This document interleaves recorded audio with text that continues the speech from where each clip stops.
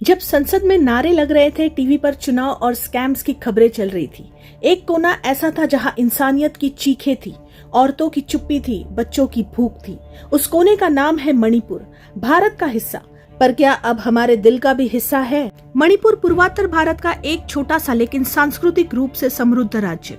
यहाँ मैती, कुकी और नागा जैसे समुदाय सदियों से रहते आए हैं। 1949 में मणिपुर का भारत में विलय हुआ, लेकिन ये विलय कुछ लोगों के लिए अधिग्रहण जैसा था। विरोध की चिंगारी उस दिन से सुलग रही थी जिसे हमने कभी बुझाने की कोशिश ही नहीं की।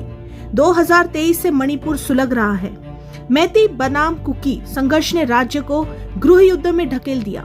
जमीन आरक्षण और पहचान की लड़ाई अब लाशों की गिनती बन चुकी है। कई लोग मारे जा चुके हैं, हजारों बेघर हो गए, महिलाओं को सरेआम निर्वस्त्र घुमाया गया और देश चुप रहा, क्योंकि ये दिल्ली नहीं था, ये मणिपुर था।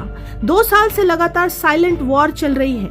लोगों ने अपने घर खोए और अब एक ही टेंट में 4 से 5 परिवार जी रहे हैं।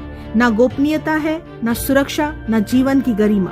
भोजन सिर्फ उबला हुआ दाल और चावल, वो भी कभी मिले तो। और पानी, सरकारी सप्लाई ठप है।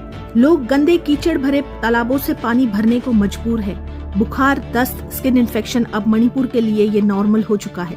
बच्चों के स्कूल जल चुके हैं, अब टेंट की मिट्टी ही उनका क्लासरूम है। कागज गीले हैं, कल में सूखी है, लेकिन सपने अभी भी जिंदा हैं। क्या आप ऐसे हालात में अपने बच्चे की कल्पना भी कर सकते हैं? केंद्र सरकार ने बयान दिए, सेना तैनात की, शांति की अपील भी की, लेकिन जमीन पर हालात जैसे थे वैसे ही है। क्यों?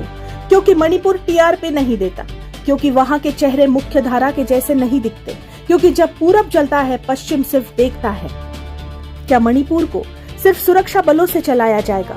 क्या जनजातियों को बांटकर एकजुटता लाई जा सकती है?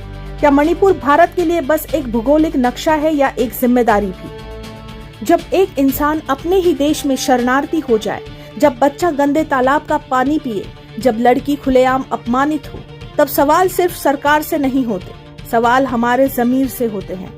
अगर आपको लगता है कि मणिपुर की सच्चाई जानना जरूरी है, तो इस वीडियो को शेयर कीजिए, क्योंकि जब एक टेंट में पूरा गांव सिमट जाए, तो ये सिर्फ एक राज्य की त्रासदी नहीं होती, ये पूरे देश की शर्म बन जाती है।